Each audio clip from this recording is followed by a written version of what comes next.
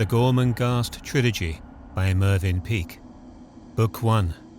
Titus Groan. Farewell.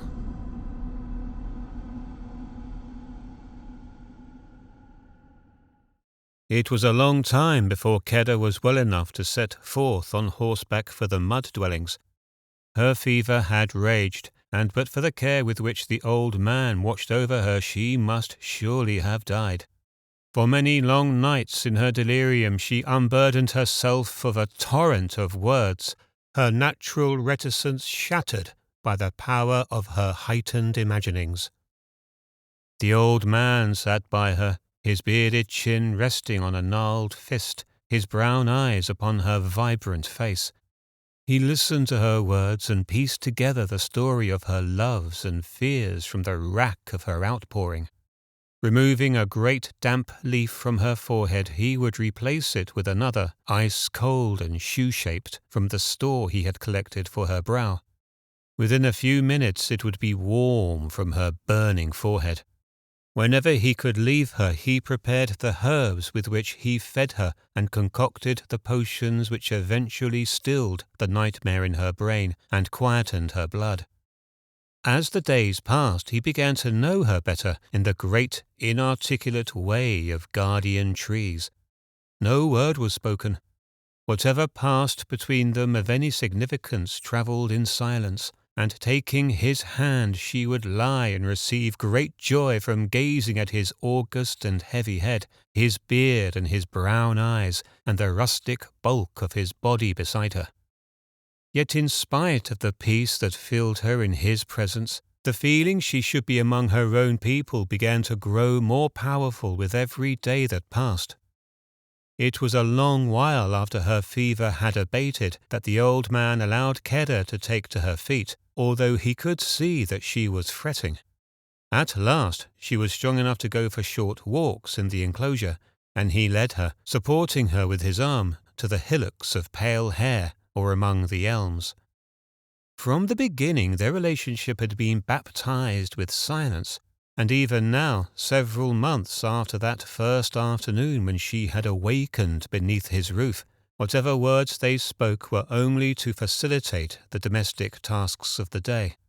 Their communion of silence, which from the first they had recognized to be a common language, was with them perpetually flowering in a kind of absolute trust in the other's receptivity.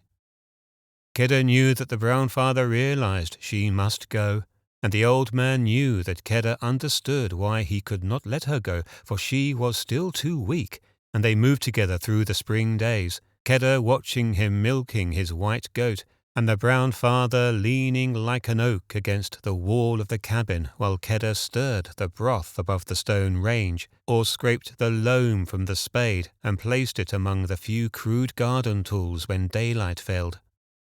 One evening, when they were returning home after the longest walk which Keda had managed, they stopped for a moment upon the brow of one of the hillocks and turned to the west before descending into the shadows that lay about the cabin. There was a greenish light in the sky with a surface like alabaster. As they watched, the evening star sang out in a sudden point of light. The ragged horizon of trees brought back to Keda's mind the long and agonizing journey that had brought her to this haven, to this cabin of the hermit, to this evening walk, to this moment of light.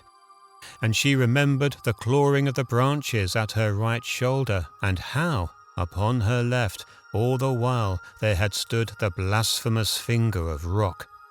Her eyes seemed to be drawn along the line of the dark trees until they rested upon a minute area of sky, framed by a black and distant foliage. This fragment of sky was so small that it could never have been pointed out or even located again by Keda had she taken her eyes from it a second.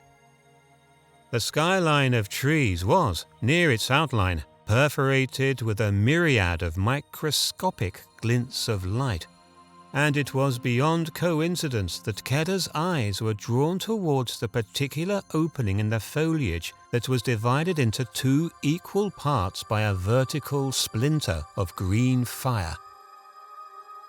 Even at that distance, fringed and imprisoned with blackness, Keda recognized instantaneously the finger of rock. "What does it mean, Father?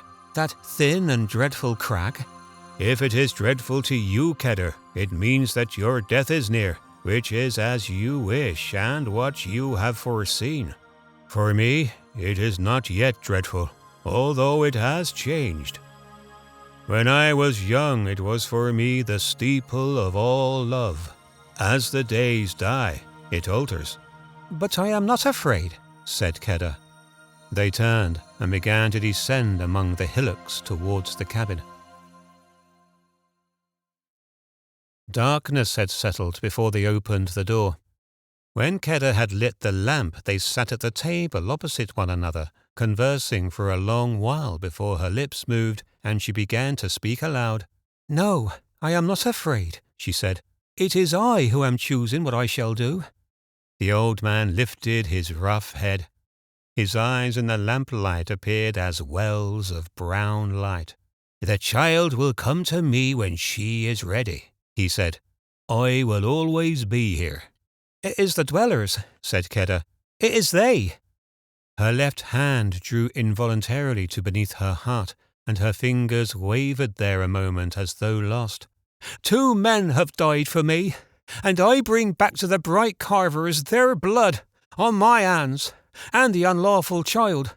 They will reject me, but I shall not mind, for still, my bird is singing, and in the graveyard of the outcasts I will have my reward. Oh, Father, my reward, the deep, deep silence which they cannot break." The lamp trembled and shadows moved across the room, returning stealthily as the flames steadied. "It will not be long," he said. "In a few days' time you shall begin your journey." "Your dark grey mare," said Keda. "How shall I return her to you, Father?" "She will return," he replied, "alone. When you are near to the dwellings, set her free, and she will turn and leave you." She took her hand from his arm and walked to her room. All night long, the voice of a little wind among the reeds cried, "Soon, soon, soon." On the 5th day he helped her to the rough blanket saddle. Upon the mare's broad back were slung 2 baskets of loaves and other provender. Her path lay to the north of the cabin, and she turned for a moment before the mare moved away to take a last look at the scene before her. The stony field beyond the high trees, the roofless house, and to her west, the hillocks of pale hair, and beyond the hillocks the distant woods. She looked her last upon the rough grass enclosure, the well and the tree which cast its long shadow. She looked her last at the white goat with its head of snow. It was sitting with one frail white foreleg curled to its heart. "No harm will come to you. You are beyond the power of harm. You will not hear their voices. You will bear your child, and when the time has come, you will make an end of all things." Keda turned her eyes to him. "I am happy, Father. I am happy. I know what to do." The grey mare stepped forward into darkness beneath trees, and pacing with a strange deliberation, turned eastwards along a green path between banks of fern. Keda sat very still and very upright with her hands in her lap while they drew nearer with every pace to Gormenghast and the homes of the bright carvers.